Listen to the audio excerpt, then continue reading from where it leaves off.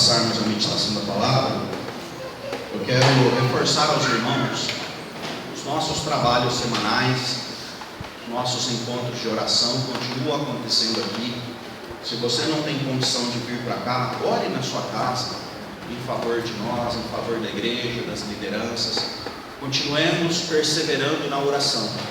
Talvez perseverar na oração é algumas coisas mais difíceis do nosso tempo, mas a palavra de Deus nos orienta sobre isso. Quero também convidar os irmãos para participarem dos estudos de quinta-feira. Estamos meditando em Gênesis. Tem sido muito precioso o tempo que passamos aqui. Temos percebido o quanto que Deus tem para nos ensinar na palavra dele. De domingo pela manhã, nas escolas dominicais, reforçar os irmãos, continuemos animados. Começamos hoje o estudo aqui na classe dos adultos de uma revista que chama Igrejas Saudáveis. Nós vamos estudar aqui no domingo pela manhã 1 Coríntios. É um texto muito rico, muito precioso para a nossa igreja. Eu creio que Deus tem muito a falar conosco através da sua palavra. Também pedir aos irmãos, como o Joaquim, nosso irmão, falou aqui pela manhã, os irmãos que entregam marmitas e roupas precisam de colaboração de alguma, uma ou mais? Umas 8 seria ideal. Mais 4. Uma cesta por mês. O desejo dos irmãos é que cada dupla de cozinheira venha uma vez por mês. Não peça para ninguém e ajuda todo mundo. Olha que bom. Então, se você gosta de fazer um arroz, uma carninha, um macarrão, não precisa ser especialista não, porque até o William já cozinhou aqui, o Joaquim já cozinhou, né? E outros. Então, converse com o Joaquim, converse com o Marcos.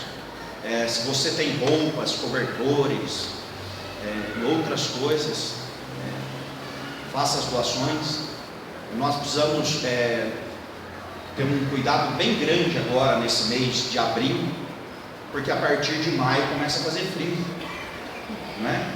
Então nós poderíamos fazer uma campanha especial de arrecadação de cobertores, de outros materiais, porque você já dormiu com frio? Eu acho que não. Eu acho que ninguém dormiu na rua, debaixo do céu, com frio. Porque o frio que faz na nossa casa não é o mesmo frio que faz na rua. Porque na nossa casa tem a janela fechada, na nossa casa tem uma porta, tem uma cobertura. Então, gostaria que os irmãos pensassem muito sobre isso, para que nós pudéssemos doar coisas boas, né? Talvez esteja na hora de você comprar uma coberta nova lá para sua casa, um edredom, e doar aquele que está bom. Ou compre um novo e doa, né? E que Deus nos abençoe nesse trabalho, para que possamos ser instrumentos de Deus para a nossa cidade. Meus irmãos, nós vamos iniciar hoje uma série de mensagens sobre a Páscoa. A Páscoa esse ano é um pouco adiantada. Normalmente a Páscoa é em abril, e este ano a Páscoa vai ser no último domingo do mês de março. Nesse tempo tão confuso, em que a igreja de Cristo tem crescido, mas ao mesmo tempo ela tem perdido influência, é muito importante pregarmos o Evangelho todo. Se nós não pregarmos o Evangelho todo, a Páscoa de Cristo já não tem muito sentido. Porque uma pessoa que só precisa de uma cura ou de um milagre, ela precisa ouvir falar da Páscoa. Uma pessoa que só precisa tocar o carro, o Moisésinho velho, num carro novo, ela precisa ouvir falar da Páscoa. Uma pessoa que está na igreja perdida, que só vem aqui por causa das amizades, só vem aqui porque não tem outra coisa para fazer, ela precisa ouvir falar da Páscoa? Ela até prefere que não. Mas é muito importante não perdermos a essência da igreja cristã, que é simbolizada aqui na mesa da ceia, de pão e vinho, da entrega de Cristo para o mundo. Quando nós lemos lá em João 3,16, que Deus amou o mundo de tal maneira que deu o seu Filho, nós nos damos conta do tamanho do amor de Deus para conosco. Por que nós precisamos pregar o Evangelho todo? Participei de uma atualização pastoral no ano passado sobre pregação do Evangelho, e uma importante instituição dos Estados Unidos fez uma pesquisa em mais de 1000 igrejas.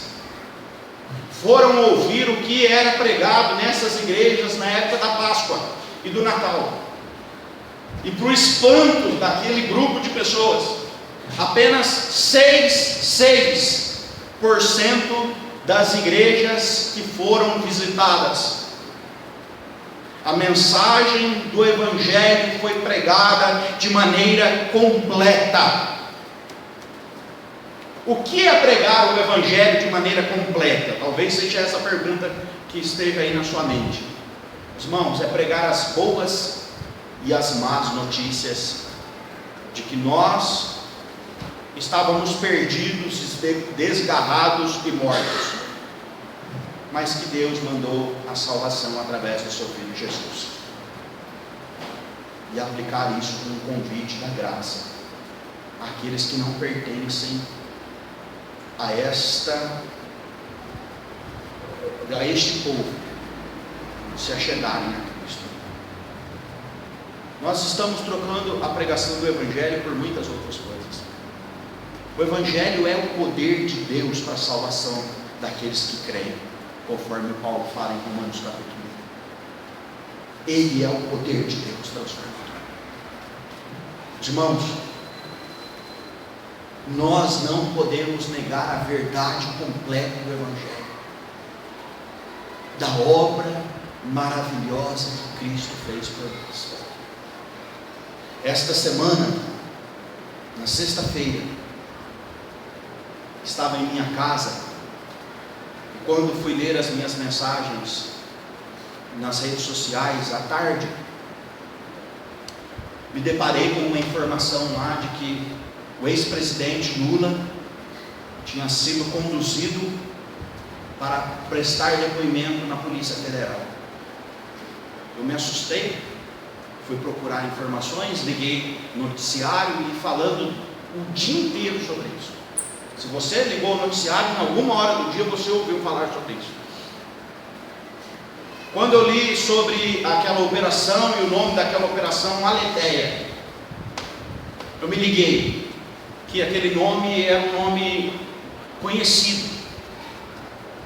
Aí um dos comentaristas estava falando que aquele nome era um nome grego e que simbolizava ali para a Polícia Federal a busca pela verdade.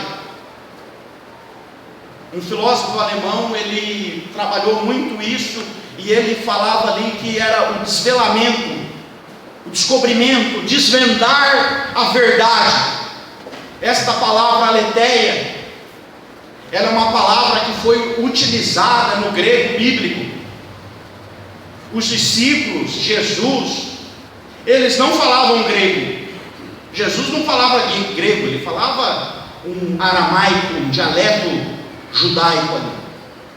Mas quando a Bíblia foi transcrita, foi escrita numa linguagem universal que era o grego koiné. O grego koiné usa esta palavra aletheia, e o sentido próprio desta palavra é verdade.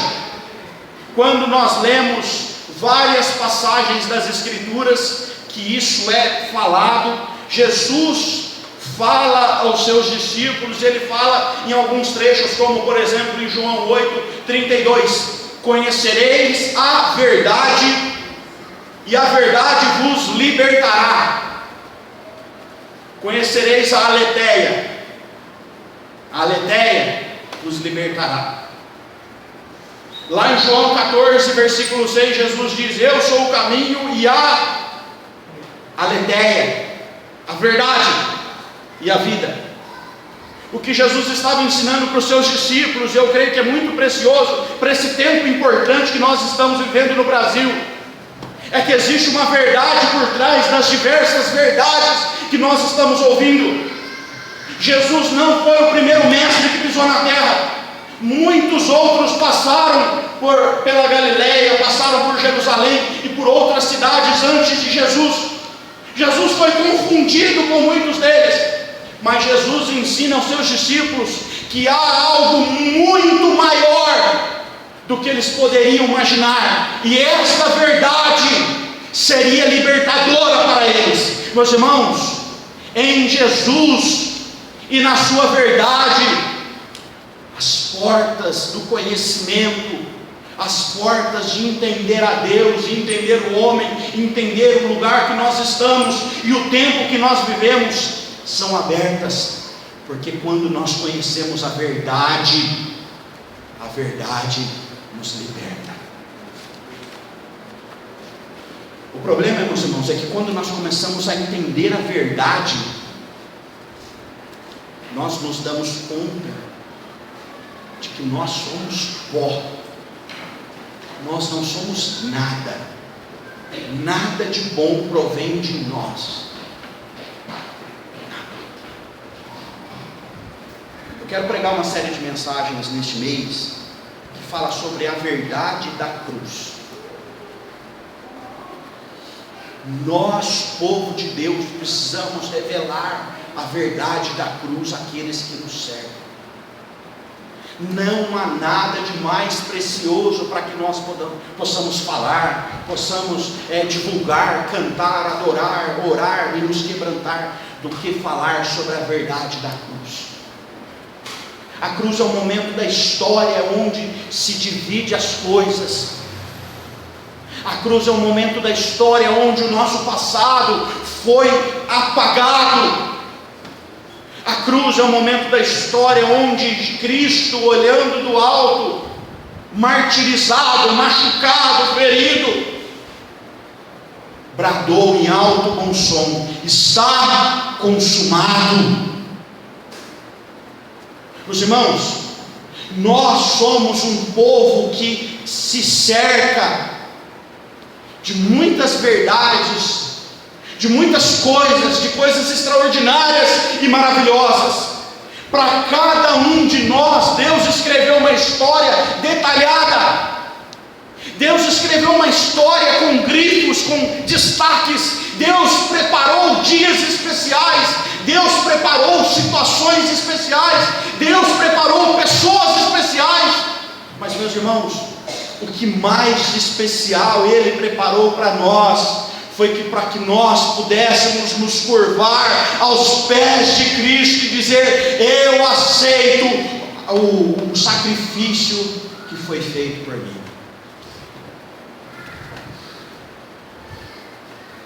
Nesta atualização de pregação que nós tivemos lá no ano passado, um dos participantes perguntou para o palestrante: mas eu sou pastor de igreja, eu tenho que pregar o evangelho para a igreja? Será que o evangelho não precisa ser pregado para o mundo? E nós fomos orientados ali naquele lugar de que é sempre bom voltarmos às bases. É sempre bom sermos relembrados de quem nós éramos, do que nós somos e do que seremos em Cristo. Porque às vezes nós mudamos um pouco a rota e a direção. Meus queridos, nesta noite eu quero meditar no texto de Romanos capítulo 3.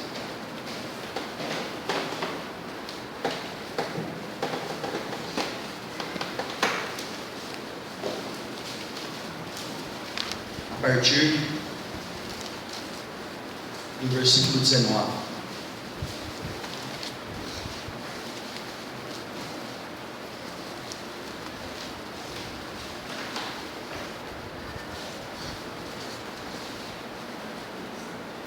Romanos 3, 19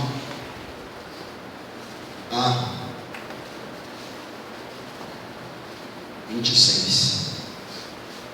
Ora, sabemos que tudo o que a lei diz aos que vivem na lei, o diz para que se cale toda a boca, e todo mundo seja culpável perante Deus, visto que ninguém será justificado diante dele por obras da lei, em razão de que pela lei vem o pleno conhecimento do pecado.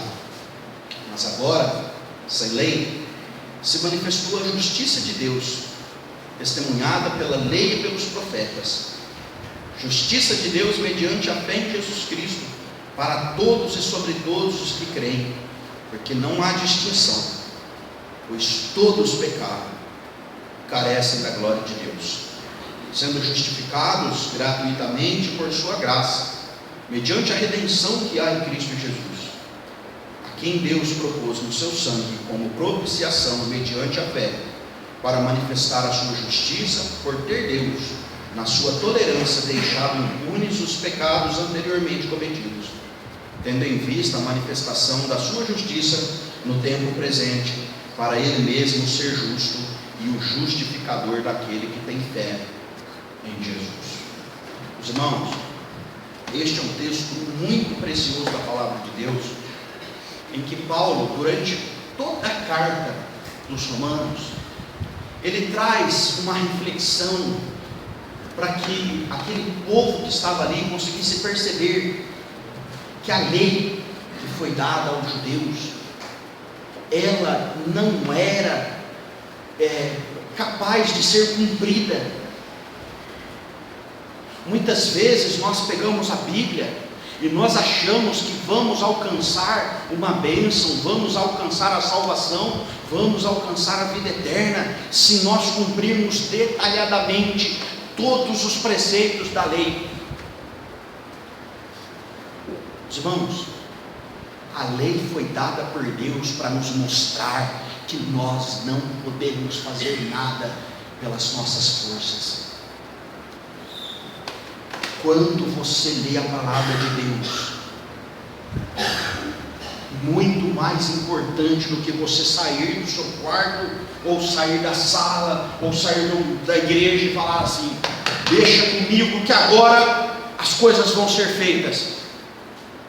Muito mais importante que isso é dizer: Senhor, tem misericórdia de mim, me leva nas tuas mãos. Meu irmão, infelizmente, quando os anos vão se passando, nós crentes velhos, eu já me considero um crente velho, nós começamos a achar que podemos alguma coisa. Um dia eu estava ministrando louvor numa igreja, fomos convidados, os jovens, para ministrar o louvor. E no término do louvor, o pastor pregador, um pastor famoso na região, eu quero chamar o líder do louvor lá para vir aqui na frente, porque eu tenho uma pergunta para te fazer.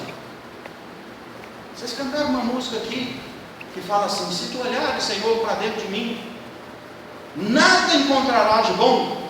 Você, um monte conhece aqui, né? Nada encontrarás de bom. Fala na minha cara que se tu olhar para mim, você não vai encontrar nada de bom. E ele não sabia o que falar, né? Pastor velho, garoto novo. E aí? Depois de 80 anos na igreja, você acha que eu não tenho nada de bom mesmo? Meus irmãos, o importante não é o que eu acho de você, o importante é o que Deus vê em você. Você acha que diante de Deus grande e poderoso, o que pode tudo, nós podemos nos exaltar, nós podemos nos levantar e dizer: ah, como eu sou bom, depois de 80 anos como presbiteriano.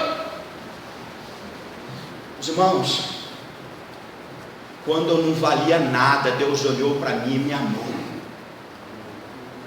Quando você estava morto e perdido, Deus olhou para você e te tomou pelas mãos e te levantou da sua vida de miséria e de morte. Nós não precisamos apresentar nada de bom para Deus. Nós não precisamos ficar fazendo artimanhas, força, tentarmos manobras e jeitos de mostrarmos para Deus que somos alguma coisa. Nós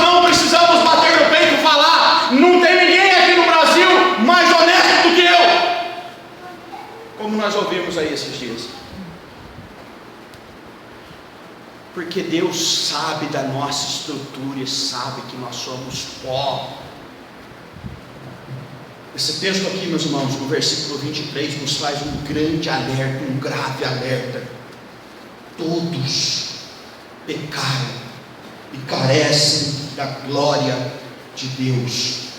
A cruz, aqui simbolizada, o sacrifício de Cristo. A verdade da cruz, meus irmãos, é que ela foi dada para Jesus, porque todos pecaram. Jesus se fez maldição em nosso lugar. Jesus foi colocado no madeiro.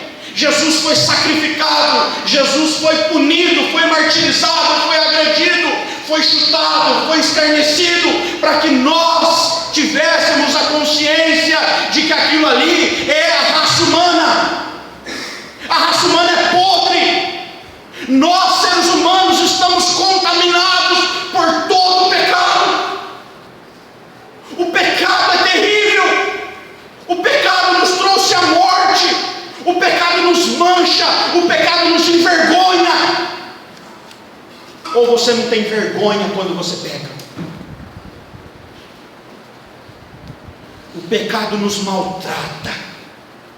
O pecado, meus irmãos, tem conduzido milhares de milhares rumo às portas largas do inferno. Quando nós olhamos para a cruz, nós temos a consciência de que aquilo ali, meus irmãos, foi dado, porque um dia Adão e Eva pecaram, e com ele todos nós pecamos. O hino 266 do nosso hinário, ele começa com uma linda expressão, mas se você tiver um pouco de estudo sobre aquilo, você vai se dar conta do que ele fala. Ele começa dizendo: rude cruz. Rude cruz. Os irmãos, não houve nada de glorioso na cruz que Cristo foi pregado. A cruz de Cristo não foi trabalhada de uma maneira melhor do que as outras. A cruz de Cristo não foi trabalhada com as melhores madeiras como foram trabalhadas as madeiras do templo de Salomão. A cruz de Cristo não foi produzida pelo melhor marceneiro que tinha ali em Jerusalém. A cruz de Cristo, ela não tem nada de gloriosa nela. A cruz é o simples retrato de que nós é que merecíamos estar lá nela. Nós não podemos nos esquecer desta verdade. Esta é uma verdade libertadora. Quando nós jogamos para debaixo do tapete a real condição humana, nós desprezamos o tamanho do sacrifício de Cristo. Meus irmãos, por que nós precisamos falar que nós somos pecadores? Porque senão nós diminuímos a obra de Cristo. Se todos nós fôssemos tão bonzinhos, Cristo precisaria ter vindo morrer em nosso lugar? Não. Se todos nós pudéssemos alcançar a salvação pelas nossas boas obras, para que precisaríamos de um Redentor? Esta é uma verdade que Cristo quer dizer ali para os discípulos, que precisa ser conhecida, precisa ser revelada. Somente aqueles que se apresentam a Cristo conscientes da sua imundícia, das suas más obras, dos seus erros, da sua podridão, da sua insignificância, é que conseguem se curvar aos pés da cruz. Somente. Irmãos, foi feito um buraco no chão, foi colocado um madeiro, foi travado, Cristo foi levantado. Isso simboliza tudo que nós éramos. Isso simboliza toda a podridão humana. Quantas pessoas até conseguiram chegar perto de Cristo, mas não conseguiram entender a dimensão do que era necessário para andar com Ele. Nós estamos num tempo de tribunais. Os heróis do Brasil são os nossos juízes. O juiz Barbosa, do Mensalão, o juiz Moro, da Lava Jato. O brasileiro tem se deliciado em perceber que pessoas têm sido punidas e castigadas por conta dos erros para com a nação. Meus irmãos, o tribunal que Jesus passou foi um tribunal perverso, comprado. O tribunal que puniu Jesus foi um tribunal corrupto, que se reuniu numa madrugada e ouviu provas mentirosas. O tribunal de Jesus é o tribunal do ser humano, desnudo, puro, aberto. É isso que nós somos.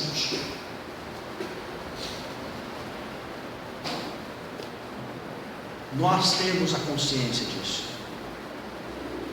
Eu quero te alertar aqui nesta noite, meu irmão. Talvez você esteja em 3 estágios. Talvez você esteja num processo de já ter passado pela cruz. Talvez um dia você já tenha tido a consciência do seu pecado, se curvado a Cristo, e Cristo te mandou prosseguir e você está prosseguindo. Eu quero que você que já está prosseguindo, olhe para a cruz e lembre aquilo que Cristo fez por você. A ceia é este momento em que nós olhamos e nós lembramos da morte de Cristo. Nós lembramos daquilo que Ele fez. Porque se nós não temos este crivo de olhar para trás, de perceber o que somos, o que éramos, o que Cristo fez por nós, para continuarmos avançando, nós vamos nos tornando arrogantes, doutores da lei, pessoas que acham que podem. Talvez você esteja num processo de estar olhando para a cruz e falando: eu quero isso, eu desejo isso, eu preciso disso, eu anseio por isso, este momento é precioso, eu estou diante do meu Redentor. Meu irmão, não perca esta oportunidade. Deus te colocou neste lugar porque Ele te quer algo bom. Talvez você esteja aqui olhando de longe e pensando: será que é tudo isso mesmo? Quero te dizer, a Bíblia nos mostra que, independente de querermos ou não, todo olho verá, toda língua confessará, todo joelho se dobrará diante deste grande ato de misericórdia, de amor, diante deste Rei que foi pregado diante de toda a humanidade.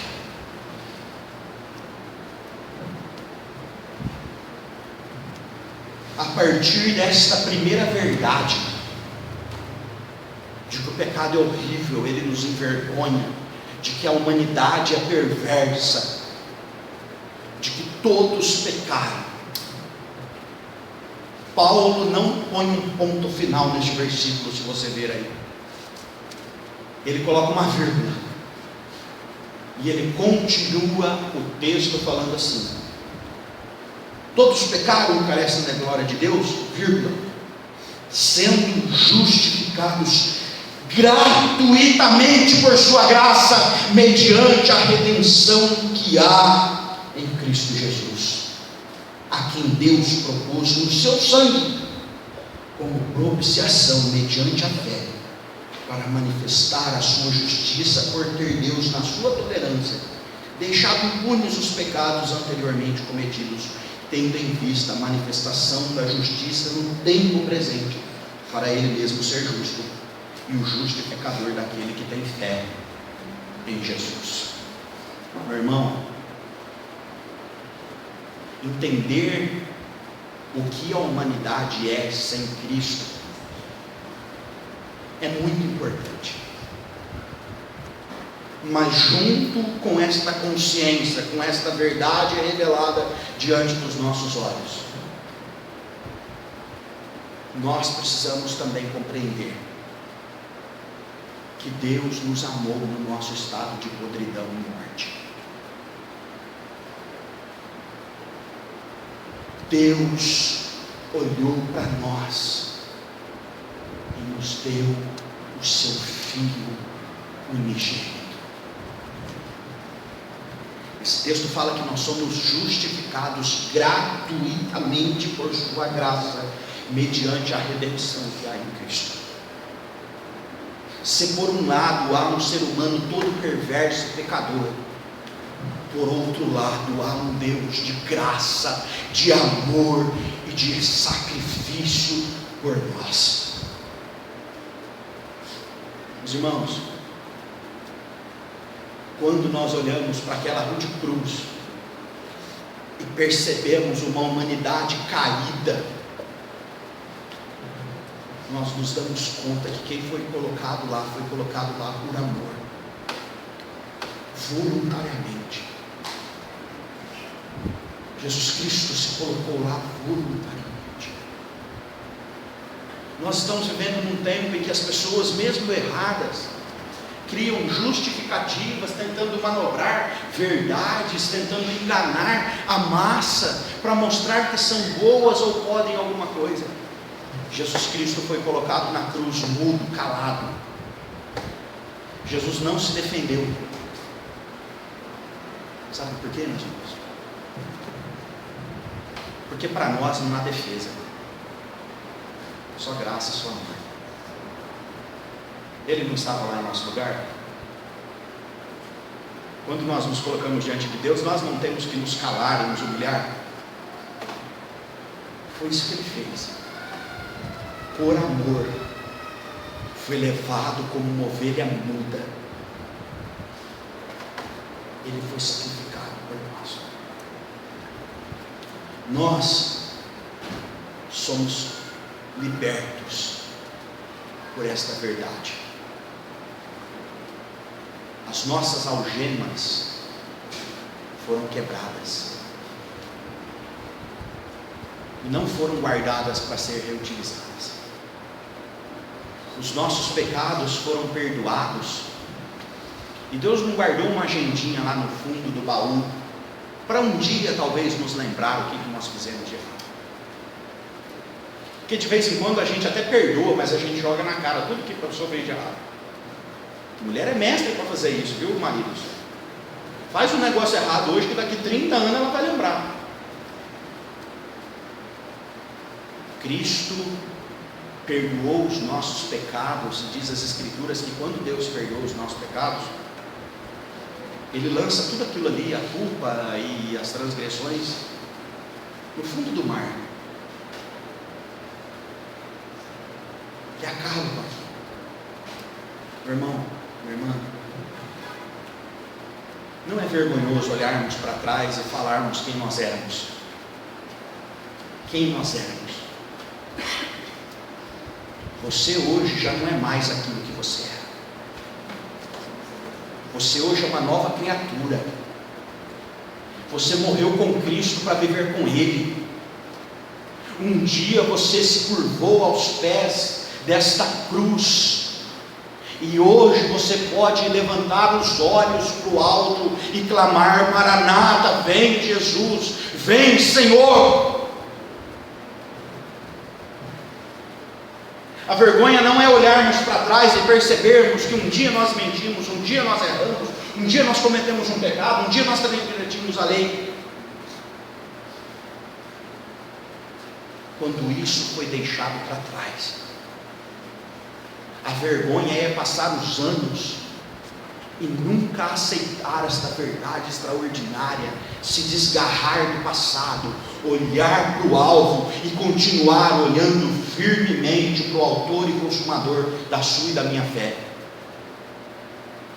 Meu irmão, como pastor, eu não quero enfiar o dedo no seu nariz, mostrar as verdades, os erros, os absurdos que você ou eu podemos cometer.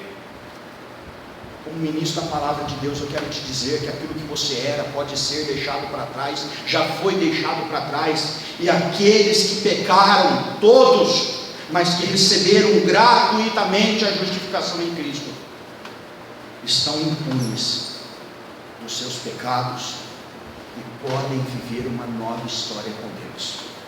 Esta é a verdade da cruz. Esta é a verdade da cruz. Esta é uma verdade que liberta. Gostaria que você fechasse os seus olhos.